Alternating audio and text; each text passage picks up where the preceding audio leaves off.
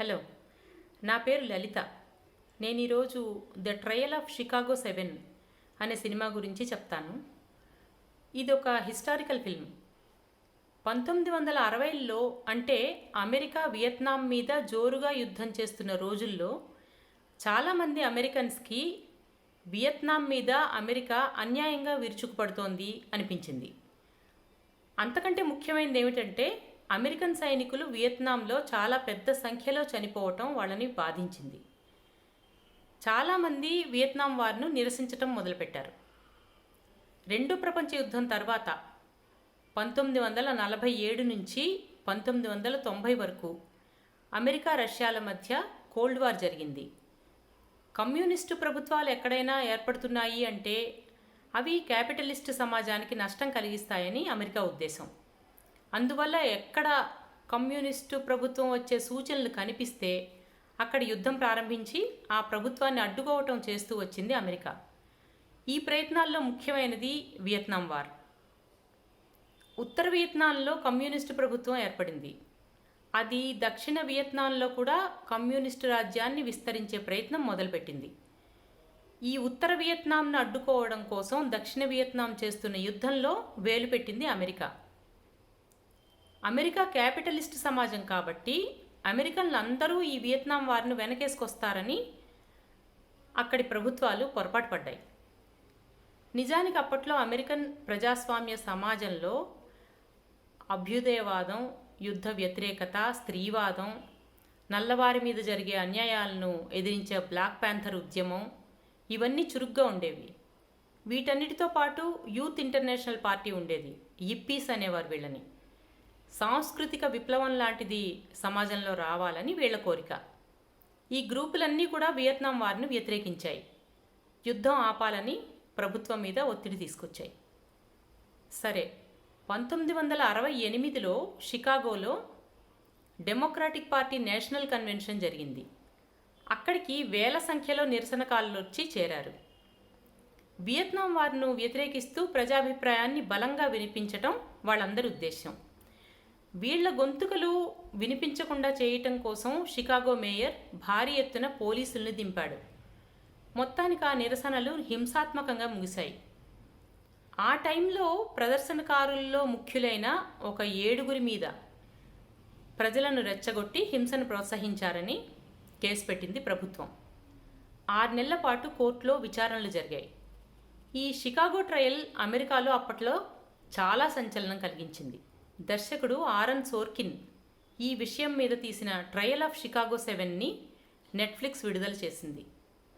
ఇది ముఖ్యంగా court room drama. మామూలుగా కోర్ట్ రూమ్ డ్రామాల్లో సస్పెన్స్ ఉంటుంది, లాయర్లు ఎత్తులకు పై ఎత్తులు వేస్తూ మాట్లాడటం ఉంటుంది. మొత్తానికి అదంతా ఏదో చిన్న లెవెల్ చదరంగం ఆటలాగా ఉంటుంది. కానీ ఈ ట్రయల్ ఆఫ్ షికాగో 7లో ఉన్నది ప్రభుత్వం పెద్ద స్థాయిలో ఆడించిన ఆట. పులి మేక మీద విచారణ జరిపించినట్టే. అసలు ఉద్దేశం చివరికి మేకని మింగటమే అయినా ఆ మింగటం ప్రజాస్వామ్యయుతంగా జరిగినట్టుగా మిగతా మేకలన్నిటికీ చూపించాలి. వియత్నాం వార్ను ఆపాలని ఆందోళన చేయటం కోసమే ప్రత్యేకంగా ఒక గ్రూప్ ఏర్పడింది అమెరికాలో. యుద్ధంలో దెబ్బతిన్న సైనికులు, వాళ్ళ కుటుంబాలు, సానుభూతిపరులు వీళ్ళంతా కలిసి ఏర్పడిన గ్రూప్ ఇది. ఈ గ్రూప్ నాయకుడు డేవిడ్ డెలింజర్. మరో యూత్ లీడర్ టామ్ హేడెన్. ఇతను రాజకీయంగా పైకెదికి సమాజాన్ని మార్చాలనుకుంటాడు. ఇంకా అబీ హాఫ్మన్, జెర్రీ రూబిన్ వీళ్ళిద్దరూ ఇప్పీలు. మాటల్లో వీళ్ళు అరాచకమైన రెబెల్స్ లాగా కనిపిస్తారు, కానీ వాళ్ళ మాటలన్నీ కూడా పచ్చి నిజాలే. ఇంకో 3 వీళ్ళ స్నేహితులు కూడా ఉంటారు. ఈ కేసులో బ్లాక్ పాంథర్ బాబీ సీల్ను కూడా ఇరికిస్తుంది ప్రభుత్వం. బాబీ సీల్ కోర్టులో ఒకచోట అందుకే అంటాడు, ఈ గ్రూప్ ఇంకా భయంకరంగా కనిపించటం కోసం నన్ను ఇందులో ఇరికించారు తప్ప నాకే సంబంధం లేదంటాడు. వీళ్ళందరూ radical left in different costumes, అంటే రకరకాల వేషాల్లో ఉన్న అతివాద కమ్యూనిస్టులని ప్రభుత్వం అభిప్రాయం. ప్రభుత్వం ఏదనుకుంటే దానికి బ్యూరోక్రాట్స్, పోలీసులు, న్యాయమూర్తులు, న్యాయవాదులు అందరూ ఆమోదముద్ర వేయాలి. అందుకని కోర్ట్ రూమ్లో జరిగేది విచారణ కాదు, ఒట్టి డ్రామానే. అప్పటికి ప్రచారంలో ఉన్న ప్రభుత్వ కథనాలు, వాటికి వ్యతిరేకంగా ఉన్న పాపులర్ డిస్కోర్స్, వీటి మధ్య నిజంగా అక్కడ జరిగింది ఏమిటి? వీళ్ళ ఆందోళన హింసాత్మకంగా ఎలా మలుపు తిరిగింది? దానికి కారణం ఏమిటి? ఎవరు కారణం? ఇదంతా నెమ్మదిగా రకరకాల ఆధారాలతో ఈ సినిమాలో బయటపడుతుంది. కోర్టు విచారణల్లో వ్యక్తిగతమైన రాగద్వేషాలు, అహంకారాలు కూడా ఆటాడుతూ ఉంటాయి. ఈ షికాగో అల్లర్లు జరిగిన కాలంలో అటార్నీ జనరల్గా ఉన్న రామ్సే క్లార్క్ కంటే అతని తర్వాత వచ్చిన అటార్నీ జనరల్ జాన్ మిషెల్కి పడదు.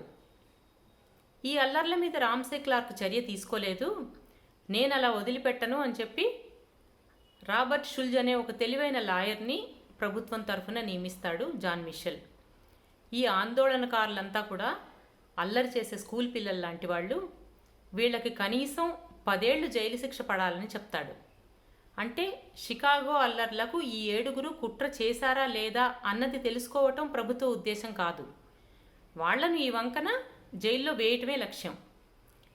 ఇదంతా వింటుంటే మన దేశంలో కూడా ఈ మధ్య ఇలాంటివి జరుగుతున్నట్టుగా అనిపించడం లేదు? ప్రభుత్వ లాయర్ రాబర్ట్ షుల్జ్ అటార్నీ జనరల్తో ఒక మాట అంటాడు. వీళ్ళంతా అసభ్యకరమైన మనుషులు, సమాజ విరుద్ధంగా ఉన్నవాళ్ళు, ప్రభుత్వ వ్యతిరేక ధోరణులు ఉన్నవాళ్ళు. వీళ్ళకి అవాస్తవికమైన ఆలోచనలున్నాయి, కానీ ఈ లక్షణాలేవి కూడా శిక్షార్హం కావు అంటాడు. ఇలాంటి లక్షణాలన్నీ శిక్షార్హం అయితే బాగుంటుంది కదా అని ఆలోచిస్తాడు ఈ అటార్నీ జనరల్.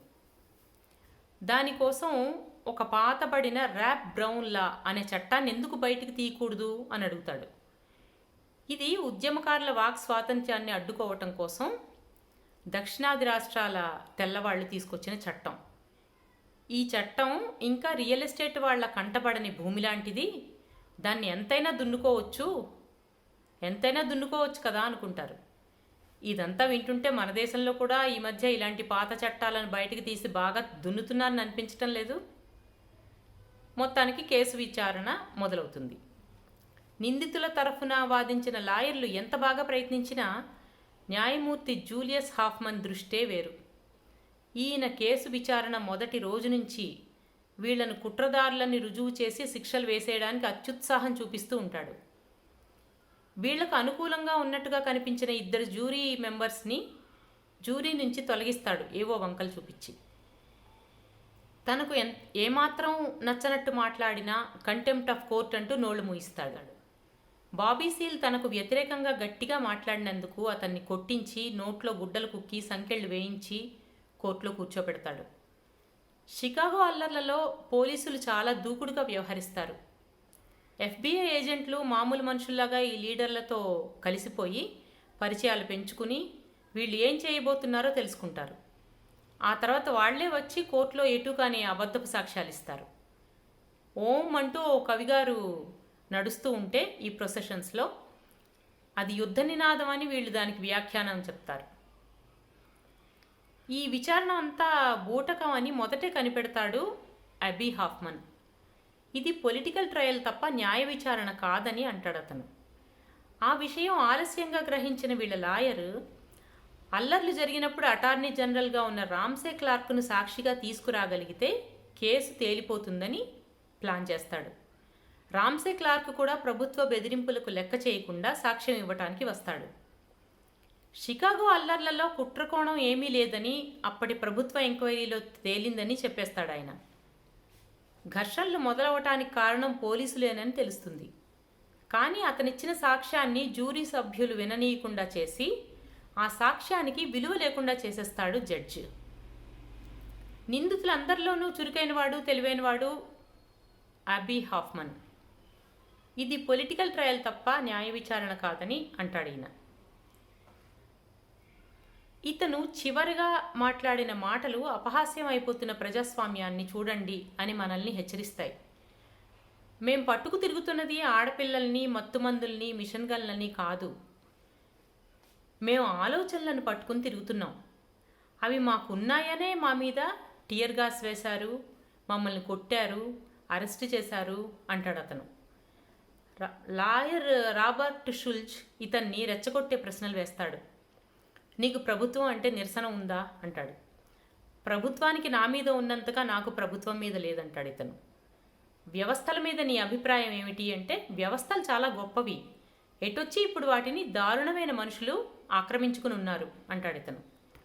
ఇంకా వదిలిపెట్టకుండా ప్రభుత్వం గురించి, వ్యవస్థల గురించి ఏమనుకుంటున్నావో చెప్పమని అడుగుతూ ఉంటే చివరకు, ఇంతవరకు నా ఆలోచనల కారణంగా నన్ను కోర్టులో విచారించడం ఎప్పుడూ జరగలేదు అంటాడు అతను.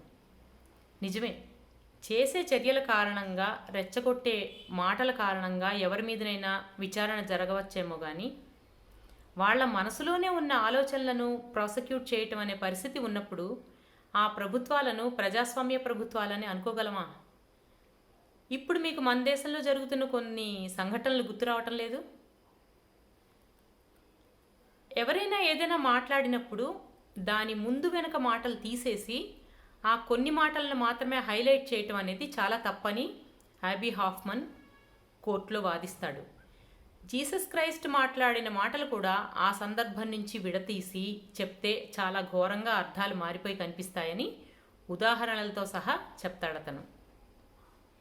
టామ్ హేడెన్ తన స్నేహితుడు ఒకడిని పోలీసులు రక్తాలు కారేలా తల మీద కొట్టినప్పుడు స్టేజ్ మీద మైక్ అందుకుని ఉద్రేకంగా, రక్తం పారటమే జరిగినప్పుడు షికాగో అంతటా రక్తాన్ని పారనిద్దాం అంటాడు. ఇవి హింసను రెచ్చగొట్టే మాటలని ప్రభుత్వ లాయరు వాదిస్తాడు. మాటల్ని ఈ విధంగా వాడటం హేడెన్ అలవాటని చెప్పి, ఈ మాటల్లో మన రక్తం అని బయటకు అనకపోయినా అతని ఉద్దేశం మన రక్తాన్ని పారనిద్దాం అని మాత్రమే అని అబీ హాఫ్మన్ జవాబు చెప్తాడు. చివరకు జడ్జి తన తీర్పు చెప్పబోయే ముందర హేడెన్కు 4 మాటలు చెప్పుకునే అవకాశం ఇస్తాడు. అప్పుడు అతను ఈ విచారణ జరుగుతున్న 6 నెలల కాలంలో వియత్నాం వార్లో చనిపోయిన సైనికుల పేర్లు వరుసగా ఆపకుండా చదువుతూ పోతాడు. కోర్ట్ రూమ్లో ఉన్న అందరూ గౌరవ సూచకంగా నిలబడిపోతారు. నిందితులు కోర్ట్ రూమ్లో చివరకు వియత్నాం వార్ వైపుగా అందరి దృష్టిని మళ్లించటంలో విజయం సాధిస్తారు. కానీ 5 ఏళ్ల జైలు శిక్ష వాళ్లకు దక్కిన బహుమానం. ఈ సినిమా ఆనాటి చారిత్రాత్మక సంఘటనలను గుర్తు చేసుకోవడం ద్వారా ఈనాడు అమెరికాలో ఉన్న పరిస్థితులను గమనించమంటుంది. ఈ ట్రయల్ జరుగుతున్న కాలంలోనే బ్లాక్ ప్యాంథర్ పార్టీ ఇల్లినాయ్ శాఖ చైర్మన్ ఫ్రెడ్ హ్యాంప్టన్ను పోలీసులు కాల్చి చంపేస్తారు.